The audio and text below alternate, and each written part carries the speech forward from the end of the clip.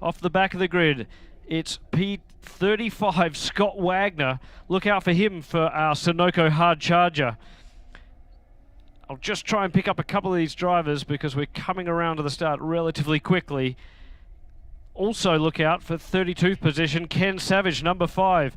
Mike D'Ambrose Jr. in P29. Reed Stewart in P30. Richard Durocher in P27, alongside Seth Bacon in P28.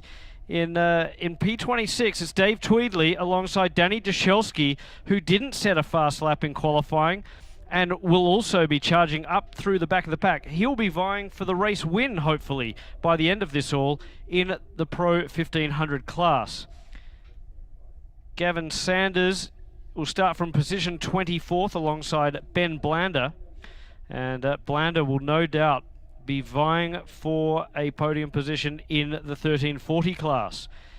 Mike D'Ambrose Sr. will start from position 22 alongside Robert Cipriani in position 21. He was our pole sitter in the Pro 1340s and has a win, a Road America win to his name last year. Will be looking to replicate that. In position 20, it's Arul Venkatesh alongside David Albin in the 349 machine. The next row is Jack Yang alongside Austin Riley, and Austin, reigning 1340 champion and series champion for that matter. So look out for car 20, the Dago blue and yellow. Position 16 is Robert Soroka, another Canadian, alongside Greg Gorski, one of the stalwarts of the series, and someone that will undoubtedly looking for another podium in the Pro 1500 class. Mike Anzaldi, Jason Plotke, Aurora Strauss, she's one to watch out for. The in position 12, the number 17, she's been all quick, very, very quick this weekend. She was second fastest in Pro 1500, and she'll line up alongside our pole sitter in position 11 on the grid, Nick Persing, the pole sitter in the Pro 1500 class. Then we're Charles Finelli and Jason Greenwood, Wayne Williams, Kevin Poitras, Elaine Dursey, and Jim Booth in position 5. All of those cars being our Platinum Class SR10s. And starting from the second row of the grid, it's Indy Al Miller, a multi-time champion, alongside John Field, a former America Le Mans Series champion. And again, the first row of the grid will be Louis Schreiber in P2 alongside our pole sitter, Steve Jenks in the 68. Steve Jenks looking to make amends after a pretty miserable time at Road America last time. This year, it's all different. Lights are out on the Corvette C8 Stingray Elkhart Lake Blue pace car. It is pulled ahead of the field and will head to the Chevrolet pit lane here from Road America. The field starts to line up 2 by 2 as the exit of 14. All new asphalt and the first race of the Sanzio Vehicle Protection Grand Prix of Road America weekend presented by AMR. Schreiber and Steve Jenks come to the line, and the green flag is out, and a big jump from the front row as the field starts to spread, but 3 wide behind the start-finish line as drivers continue to jockey for position down the front straightaway. Oh, it looks like John Field. Close to eclipsing to the field, right up against the pit wall exit. Oh, John Field with a big moment into turn 1. He's run wide. Out of turn 1, we've got a spin further back in the pack. That could be, I think that's Reed Stewart in the 27. It could be one of our Platinum Class cars as well that started a bit further back, perhaps Wayne Williams, and it looks like a car slow. They're all jockeying for position now, out of turn 1 and down into turn 3, and we'll pick them up as they come down the straightaway into turn 5. Field has settled into the third spot, went wide, but I think part of that was such a narrow entrance to turn 1. His momentum was automatically going to carry him wide. He's lucky in the fact that there was a little bit of runoff room for Field at the third. Stacked 2 by 2 into the braking zone into turn 5, and a great crowd down in turn 5. Had a chance to go down and sit there for a couple of minutes during the NTT IndyCar Series practice session just a few moments ago, but a great crowd on hand watching this Blue Marble Radical Cup race. It's like a parking lot around here. So many cars fighting for position and a spin contact. And that's Dursey's in there, the 09 of Elaine Dursey. And one of the other Platinum Class cars, perhaps Scott Wagner. Scott Wagner has not had a good day. Made some contact in the practice session earlier today and now has made contact with Dersey here. Car is running. Both cars back at speed now as Stewart starts to turn that car back around, but at the back of the pack. He'll have some work to do over the course of this 40-minute race. Yeah, so plenty of action from the Blue Marble Radical Cup as we've got John Field duking it out for second place already. Further back, the Pro 1500 class fighting for position as well. It's all going on. We've been talking about John Field all weekend long so far, both yesterday in the test and in the practice sessions. He lost his fastest lap in that qualifying session from having a problem where he kind of got stuck on the top of the gator strip. So very unlike John Field to have that problem as he makes a move for second place down the front straightaway, pulls out, and we are under full course yellow now. Yeah, indeed, and Louis Schreiber just waving his hands in response to that one. So Steve Jenks laid down the gauntlet immediately on that opening lap at 2:12.1, but all of the cars just coming under the starter stand displaying the double yellows. Can't quite see what that is for, but certainly Bo Barfield, our race director, electing to... Two cars onto pit lane, right? The appearance of things. So certainly big reason to have some... So I wonder if that was down in turn 5, perhaps. Might be down in turn 5. That is, somebody had just come out of the false grid area, which means that they likely took the shortcut. We can't quite see anything down Indy there. Al Miller is on pit lane, so that may have been the contact down in 8. May have been Indy Al Miller, not Scott Wagner. That may have been Indy Al Miller involved with that incident down in turn 8.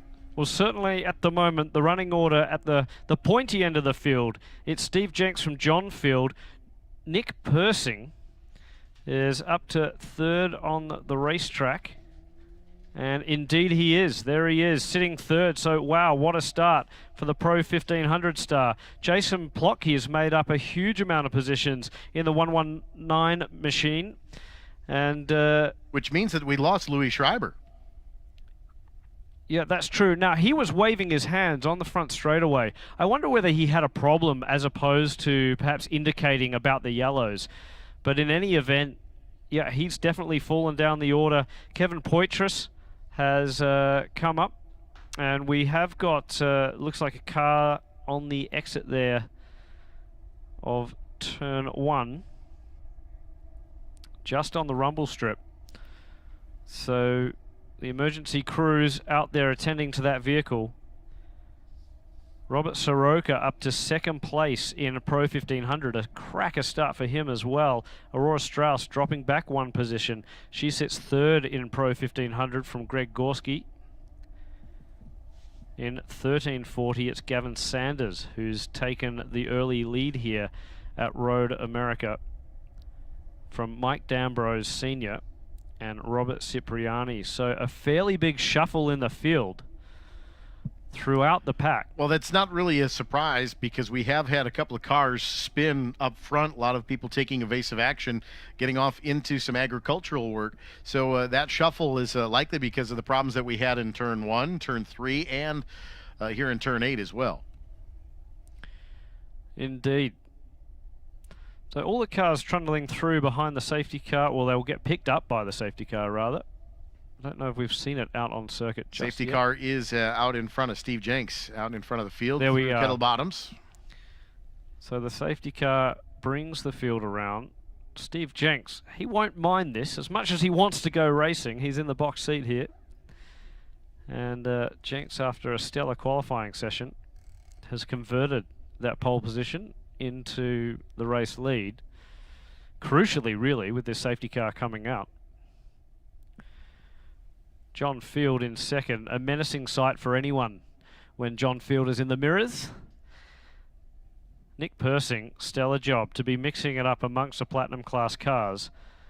And for that matter, it looks like we lost quite a few of them because the starting grid, there were a number of cars in the order ahead of Aurora Strauss and Nick Persing, and all of a sudden there's not. So yeah, I think you might be right. Could have been Wayne Williams that was caught up in that. Certainly Jim Booth as well.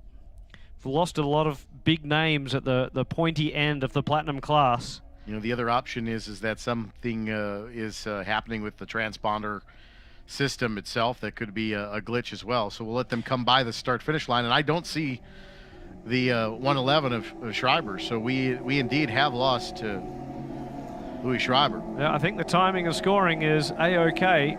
It's just that we've lost a lot of platinum class cars at the start of this field. White flag also being displayed, indicating that there's a slow-moving vehicle on the course. That would be from the car that is down into turn 1. Jim Booth, he just went past, so we haven't lost him completely. He's just fallen right down the order. Well, a lot of evasive action in the back half of the field. Same with Wayne Williams, so another emergency vehicle going to the scene in turn 1. And obviously a bit of work to do down there. We can't quite see from the vision. It's just out of shot. You can see the flashing lights there, but all the drivers trundling past the incident. And a few drivers with a bit of work to do. Greg Gorski in the 24 machine just went past. You know, and he's had what I would probably for him consider a miserable 2 days here so far. Just have not been able to find the pace for Gorski. Yeah, not quite really. Right, it's interesting. He's had multiple podiums this season, and I mean, having said that, he is only one place off the podium, would you believe, right now? But you're dead right. For him, he's usually fighting with Nick Persing. Certainly the last race at Barber, that's exactly what he was doing. But Robert Soroka has charged hard in this opening. Well, we got sort of most of a tour in, and what's going to be interesting now is you've got Jason Plotke and Kevin Poitras, who are going to be having their own race in the Platinum class, but they are going to be they're going to get swarmed by the Pro 1500s, the fast guys, and the car now has been positioned to the inside of the circuit, it would appear. And Mr. Vocal going past the line. So Andy Vocal still touring. The 134 machine should be coming through turn 1. So this is now down in the exit of turn 3, where we seem to have another car.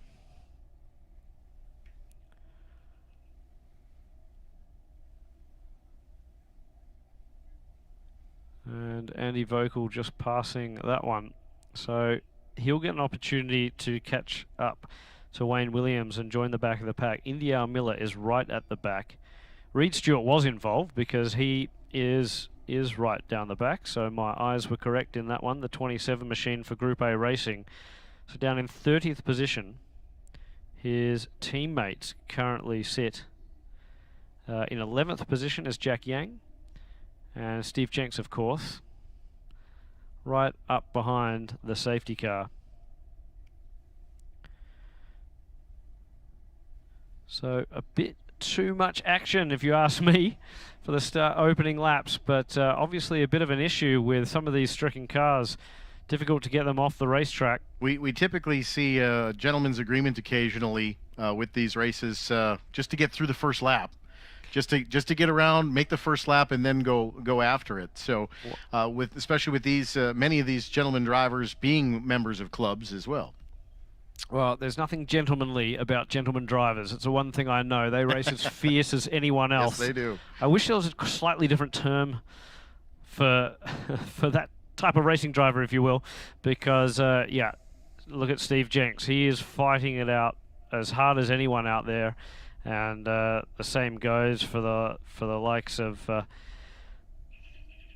John Field, you know, Greg Gorski, Jason Plotke, Kevin Poitras. So, you know, these guys, they might be a little bit older or what have you, but they certainly know how to steer a motor car, and dicing it up with some young guns starting their careers, coming through the Radical ranks, and will no doubt go off to bigger and better things. Of course, one of our most recent alumni, George Kurtz, just won at Le Mans, and he adds to a pretty long list of Radical drivers from around the globe to have competed in the 24 hours. Of course, we were this what was the 100th year of Le Mans. We're also just recognizing the SR9, which was a Radical created a few years ago now, but an LMP2 car developed by Radical, full carbon tub, and really showed the expertise of a very, very small factory based in Peterborough, England, where all of these cars are created. Well, it's a fantastic car. We talked quite a bit in the practice sessions earlier today of the longevity of these cars, that many of the owners and racers that have these cars absolutely love them. It's a great customer clientele, obviously for Radical, but provides great support amongst the series. Yeah, number of dealers across the country, in fact 11 in North America, recently announced Graham Rahal as a dealer. And we're excited to have Rahal Performance on board, and Graham actually doing a demonstration day for a few folks just a few days ago. But a fantastic dealer network, and as you mentioned, sort of unparalleled support when it comes to racing cars. Normally it's here's the race car, go look after it. In the case of Radical, number of dealers across the country carrying parts, full support, trackside support, and those dealers racing alongside customer racing teams and private racing teams in the paddock here in the National Blue Marble Radical Cup. We'd like to go racing very soon here for you race fans. So 13 minutes has gone by. So this became a sprint race, honestly, with about 26 minutes left. If cleanup has concluded, maybe we can get underway here. We'll check the lights when we get down to turn 11, usually where we'll see the lights go down. Hoping maybe we can see those lights go out as they pass through. It looks like there's a car over in turn 3 on the hook as well. So that would be why the delay. So continuing to see some cars being cleaned up, but quite a few here in this opening lap. Yeah, it'd be interesting to know what really happened there. You know, obviously a bit of contact between some of the Platinum class competitors. We had that melee down at turn 8 as well. So a fair bit of chaos, as you mentioned, but we could get lucky here. That looked like everything was getting cleaned up pretty well. And fingers crossed that the lights are still on at the moment, mind you. But fingers crossed we'll be getting going here in just a moment. Of course, for Steve Jenks, he's caught his breath. He's probably been thinking about everything and sundry underneath that visor. And now he has to refocus, knuckle down with John Field behind him. This is going to be one tough motor race for the next 25 minutes. Looks like the safety car has pulled away from the field, so I would anticipate a green flag start this time through for Steve Jenks. Jenks and Field, the last 2 days across all of the sessions that have been on track, both test and official practices, have traded the top spot with lap times. But race laps are a little bit different. It's all about where you put the car and how hard do you make it for somebody to pass yourself. Now, just wonder, will Steve Jenks be a sitting duck going down into turn 1? The green flag is flying, and looks like he did get a little bit of a jump on John Field, but how will he go down into turn 1? We know Field can outbrake just about anyone in this class, and he does. Go for the move to the inside, John Field, but he runs wide. Jenks retakes the lead. Awesome racing as we go back green in the Radical Cup. John Field did the same thing on the opening lap and pushed wide, just took a very short apex entry into turn 1, and these cars will carry so much speed through the center of the corner. He just was not able to turn in on apex entry, pushed wide, settles back into the second spot as they race towards turn 5. I tell you what, that man is not frightened to have a go. There's dust flying up, dust getting kicked up as all of the cars come down from underneath the bridge. And side by side as well. I just wonder what happened back there. But here we go, a couple of looks to the inside. Someone shutting the door there on Reed Stewart, and a pass further back in the field. Couple of passes there, so more side by side action as they go down into 5. Well, of course, you've got 3 classes of battle here: the Platinum up front, Pro 1500, and 13:40, so we'll get you settled in once we finally get a flying green flag lap in here. But your leaders now working underneath Speedville into the carousel and now working their way towards the kink for the first time on this Friday afternoon. Greg Gorski under all sorts of pressure in Pro 1500.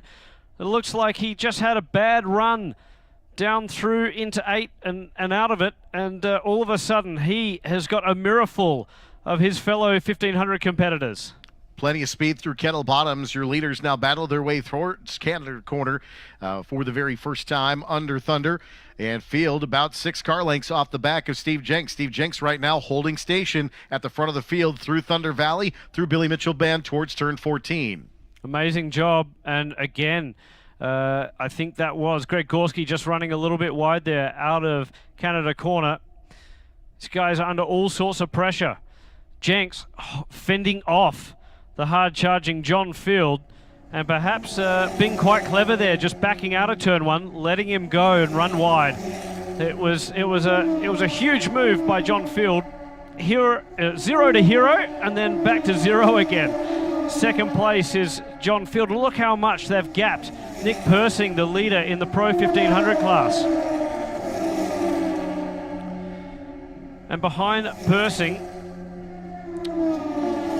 I think, oh, we've had a spin and a tag, and I think that's Jason Plotke, perhaps. Jason Plotke was up to the 3rd spot, coming through at start-finish last time through. So perhaps that was a little bit further back then. Can't quite pick up the number. Certainly one of the newer cars featuring that cockpit safety structure. John Field is in the lead, and a spin by Jenks. Jenks into turn 6, had the inside line and had to lock it down, and John Field forced the mistake. Wow, I tell you what. So Field had already made that move, I think, into turn 5. Steve Jenks trying to come back on him on the inside, realized that he was in far too deep into 6, and it gets really narrow in that part of the racetrack. Very tight left-hander. And Jenks lucky not to find the wall. Yeah, that point at the top of 6, of course, is very blind, but slid through the grass, able to save it and keep going. Losing a couple of positions and certainly a lot of momentum, and somebody off on the outside of turn 10 into the grass, and the dust is going to fly here. We have not had a lot of rain here in the state of Wisconsin over the course of the last month or so, so it is very dry on the race edges of these long straightaways. That was Nick Persing in the number 19 from California, and Persing getting very, very close to having a monumental accident at the exit of the carousel. I think that puts Robert Soroka into the lead. The young Canadian in the 94 machine now takes over Pro 1500 from Persing. Danny Duchelski, meanwhile, has charged up through the field. He sits 3rd in class, and I tell you what, watch out for that 88 machine. And they've had more chaos at turn 12. So in there is one of the Bacons. That's the number 3. I think that's Seth Bacon, and he's still stationary. And he's trying to get the car going in gear, and he does. So we stay with a local yellow over in Canada Corner as he exits towards the Bobcat Plus sign. And some cars slowing on the main straightaway just off of turn 14, and everybody off into the grass to avoid. This has become an off-road excursion right now. I tell you what, I've never seen so many pit stops in a non-pit stop sprint race for Radical Cup. This is unbelievable. All sorts of chaos and carnage, and I think a number of drivers coming in because they've just got crash damage. They need to make a repair. Now, this has a big impact on tomorrow's race as well, because the fastest lap times from this race will dictate the starting grid for tomorrow's race. And even if you have a little bit of damage, you need to come in, sort yourself out, because you'll have to put in a burner at some point with, 19 minutes on the clock. And it's been very much a chaotic first 20 minutes here. So just past halfway, final 19 minutes on our first race of the weekend here with Radical Cup North America. Vintage Indy on the way next at the conclusion of our race this afternoon for the Blue Marble Radical Cup. I'm just trying to pick up the 1340 leaders, and it says Seth Bacon at the moment, the timing hasn't quite caught up because Seth Bacon is sitting in pit lane, so I don't think he's a lap ahead. And there's a couple of guys here that this will wash out in a moment. So we'll wait and see about that. But John Field, a 209 flat last time by. Let's see what he does now. And another 209.3. So Steve Jenks maintains second position. He does, but a little bit off the pace. He's only lapping in the 210s. So Field is the class act at the moment. Kevin Poitras, what a superstar, up to third place after saying that he was almost scared of this car around this awesomely fast racetrack. And as I say that, Elaine Dursey, it appears he's taken over the third place. You know, as very durable and how competitive these hand-cooked tires are, you can't really cook a right rear tire like Steve Jenks did. So very honestly, that's likely why he's not maybe not necessarily up to speed, as trying to let those tires cool down a bit. And my apologies to Kevin Poitras. He is still sitting in third. What I just saw was Elaine Dursey was very, very quick on the racetrack and set a faster lap. So he's third fastest on circuit at the moment. But Kevin Poitras in third place. And Robert Soroka is still in the lead of the 1500 class from Nick Persing. Side-by-side battle into the 6. Indeed. Clean and through. And that looks like that was Seth Bacon involved in that. Now I should be able to pick up Pro 1340, so it's Gavin Sanders in the lead. Another Canadian doing a strong job from Robert Cipriani and Mike D'Ambrose. So some of the guys that qualified up the pointy end of this field in each class, the race hasn't gone their way. Robert Cipriani with some work to do if he's going to convert his pole position in the Pro 1340 class, with Jack Yang and Wayne Williams in between him and Gavin Sanders. Mike D'Ambrose sitting third in 1340 at the moment. And Ben Blander fourth. Side by side down into Canada corner. Great passing opportunity. Nice pass there, it looked like, by, I think that was Greg Gorski going through. Again, also it can take a defensive line through that corner as well.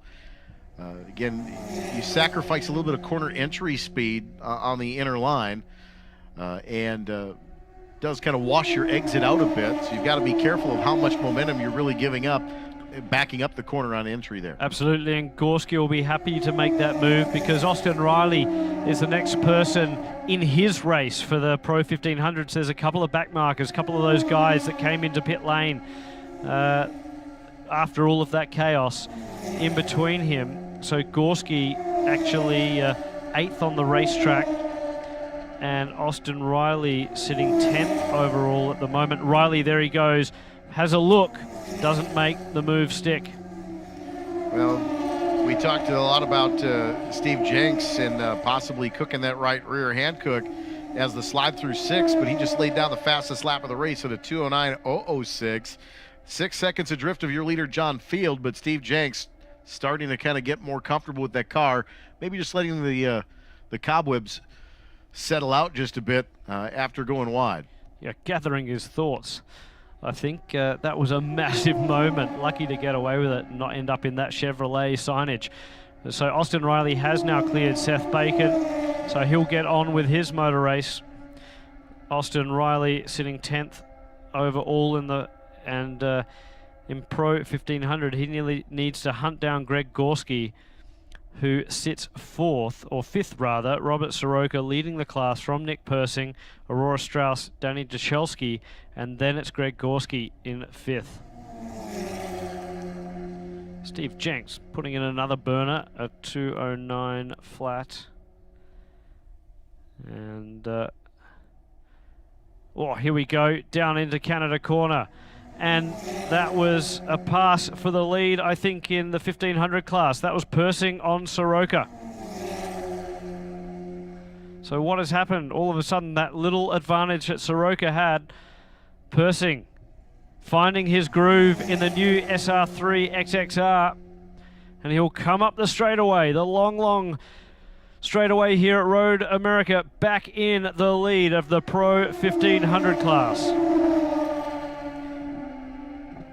4th overall.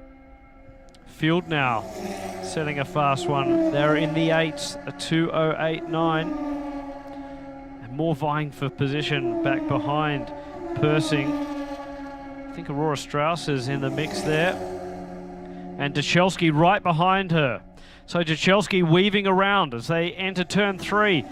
Aurora Strauss still ahead of the 88 of Danny Duchelski, but Duchelski's surely got a run as he comes down underneath the Sargentino Bridge, and surely Duchelski will have a look on Aurora Strauss in the 17. He looks to the outside, Strauss defending to the inside, and Strauss breaking late. What will happen? Will Duchelski manage to do the undercut? No, Aurora's all over it and all over the attack as Duchelski tries to go side by side.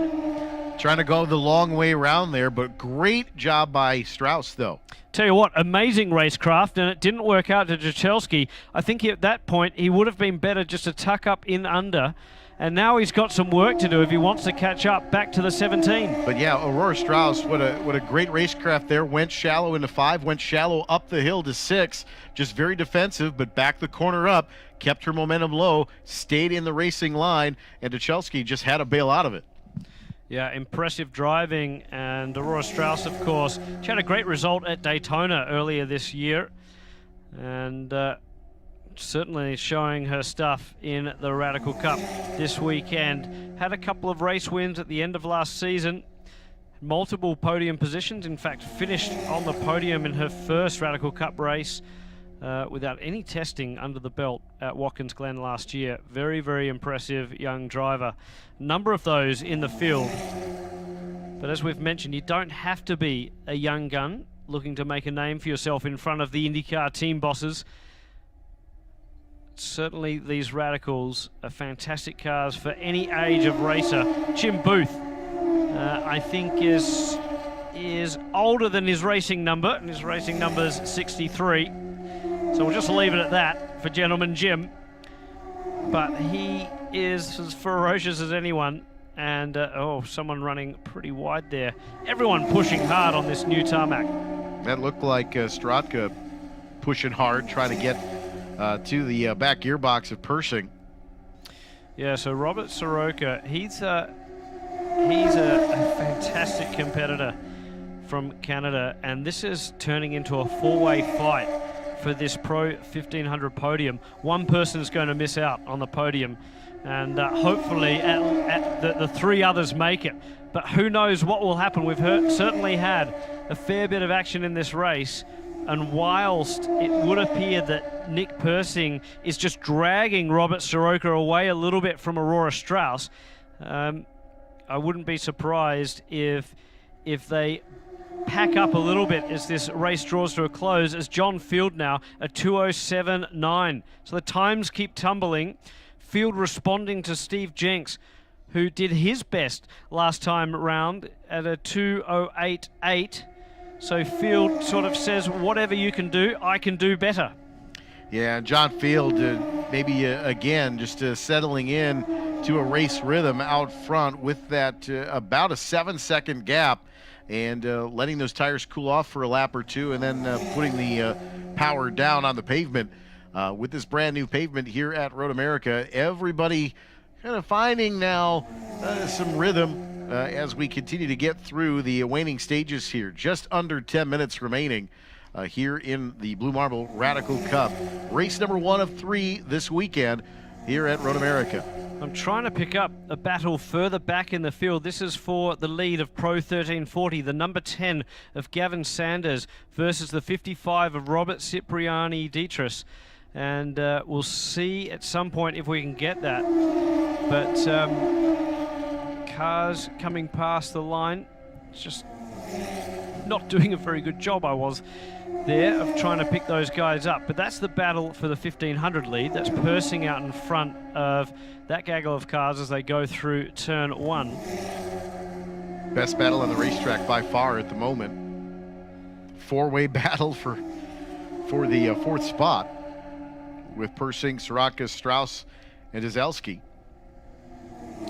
Yeah, absolutely, and a few guys storming back up through the field. Jason Plotke in 16th position after that early spin. Elaine Dursey, we mentioned he was lapping pretty quick, and he is indeed. Last time by a 2:08.9, so Dursey 13th, and he's going to be storming up. He could get a few more places before the end of this one.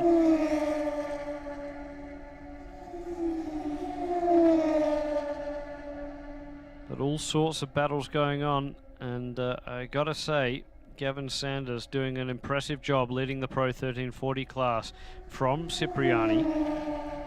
Mike D'Ambrose as well. Someone that just loves his motorsport, Mike D'Ambrose, and doing it as well with his son, Mike D'Ambrose Jr. in car 59, also running pretty impressively in the Pro 1340 class. But look at this, Soroka now under all sorts of pressure from Aurora Strauss. So the ebbs and flows of this motor race. Just when someone gets a gap, someone claws something else back, and all of a sudden... Very honestly, Persing at the lead of that group is lapping in the 2:13.1s, where Soroka, Strauss, and Zelski all sub 2:12. Zelski a 2:11 last time through. So those three cars starting to really kind of put the pressure on the Nick Persing here. Persing kind of maybe slowing this group up a little bit. Danny Dashelski, there's no doubt if there's one kid that could go from the back of the pack to the front of it, it's him. I said to him on the grid, I'll see you on the top step of the podium, and I think he's taken that literally because he doesn't need any encouragement really. The young kid is unbelievable. He's won 4 of 6 races. Aurora Strauss made a little bit of a mistake there, went really shallow into turn 1. It is given him the opportunity to get right on her gearbox as they go into turn 3. He's got a little bit better drive off of 3. Here's where the run may pay off for Danny there. Well, we'll see what happens this time, because obviously it was really a case of she did such a good job down into turn 5 here and through 6, so we'll see what happens this time. Defending it again from Danny Dashelski is Aurora Strauss, but you can see Dashelski now will go look to the inside. Strauss defends the line. Dashelski this time decides to tuck in behind car 17. We've got a car off in the grass in turn 6 headed towards turn 7. That would have distracted Aurora Strauss, but she's kept her ahead. Dashelski still hasn't got past the 17. And bit of a shout out to my father in Australia, who's obviously watching this live stream because he's trying to send me texts at the moment. But a lot of people watching from around the world, and we've got racing all around the world as well. Of course, in the UK this weekend, alongside the British Touring Car, it's a huge event at Alton Park. In Australia as well, at Sydney Motorsport Park, the Eastern Creek Circuit, and in Canada, on the west coast of Canada, Area 27. All sorts of radical championships around the world, and that's what's so great about this racing. You can start locally and end up racing the world, and we'll be racing at the World Finals, and there's a change of position there. And I think that might be...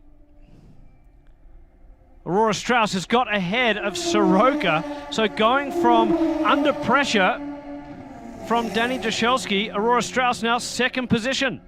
And she made a great move off of 14. It looked like Soroka, and with a lap car coming out of pit lane, going to kind of cause a little bit of a stir, and Zelski around Soroka now as well. Yeah, but he's had to run wide because that lap car came right out at the wrong time, and now it looks like Soroka's got to run back into turn 3, back past Dashelski, and we'll see how they go down into 5. But all of a sudden, Aurora Strauss is now without a lot of pressure behind her. Now we've had a spin too, I think, at the exit of turn 3 there.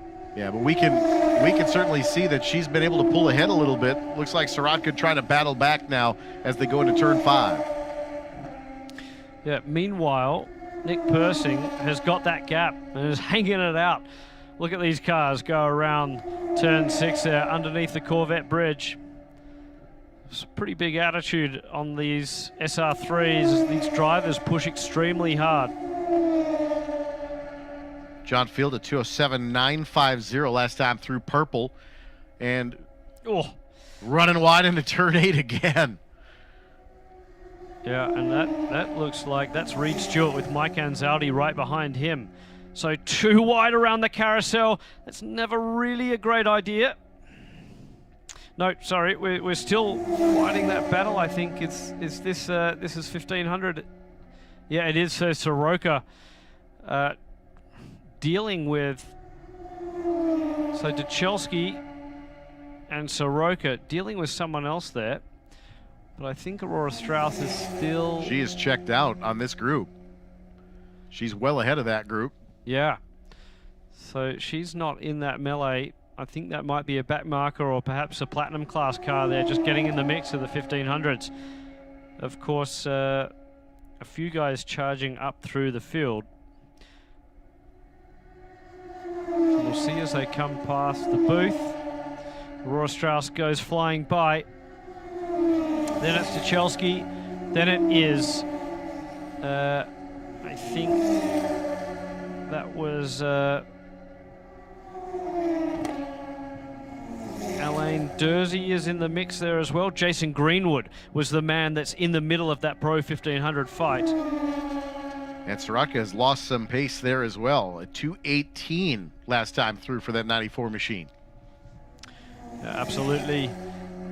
And another lap started there by Jason Plotke from Apex Motor Club in Arizona.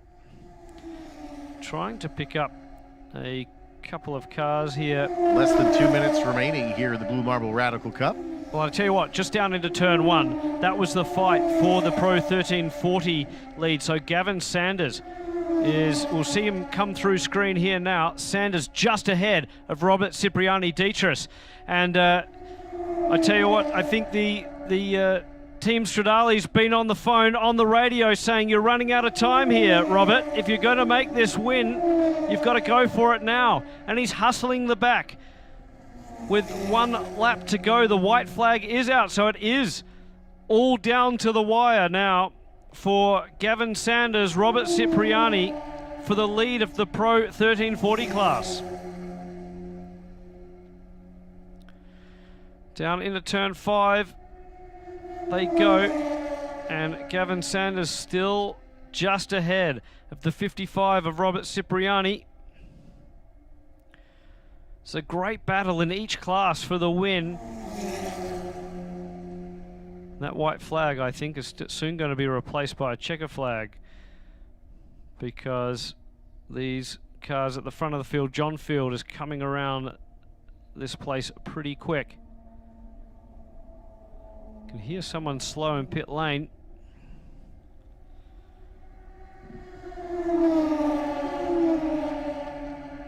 So Persing just started his final lap, as did Duchelski and Aurora Strauss.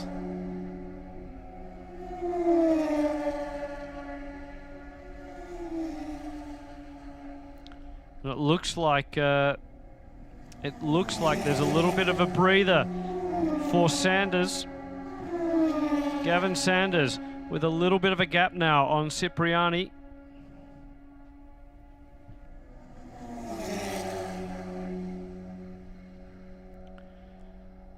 And Sanders will now get the white flag. So one more tour of this long track, and you can see straight to the inside Sanders goes. Try and defend. Reed Stewart also right in the mix there, but he's out of class. And the white flag is still flying, but soon it will be replaced. We're waiting for John Field to come around as someone runs wide there, down at the exit of turn 1. Oh, and here we go. So between 1 and 3, as John Field does take the win, we're still watching this battle that is a fight for the lead of the Pro 1340 class. And side by side they go. Robert Cipriani Dietrich is side by side now with Sanders. And who is going to make it stick down into turn 5? Almost banging side by side. And I think Cipriani was on the outside there. He is indeed. And Sanders now is clear. So in Platinum, it's Field, Jenks, and Poitras across the stripe, waiting on Persing, Strauss, and Duchelski yet in that battle for Pro 1500. And Reed Stewart has sort of thrown the cat amongst the pigeons when it comes to this fight for the Pro 1340 class, because he's put himself as pumping the fist. The number 19 of Nick Persing takes the win from Aurora Strauss. A fantastic podium finish for her, and Danny Duchelski rounding out the top 3 in Pro 1500. What a result for him. Poor old Robert Soroka. I said there'd be 3 on the podium. That's all that will fit. And poor old Robert Soroka, after a fantastic run, finishes in 4th position in class. Greg Gorski home 5th in Pro 1500. And here we are following around the Pro 1340 class leader. Couple more corners to go. This has been a hard-earned win for Gavin Sanders.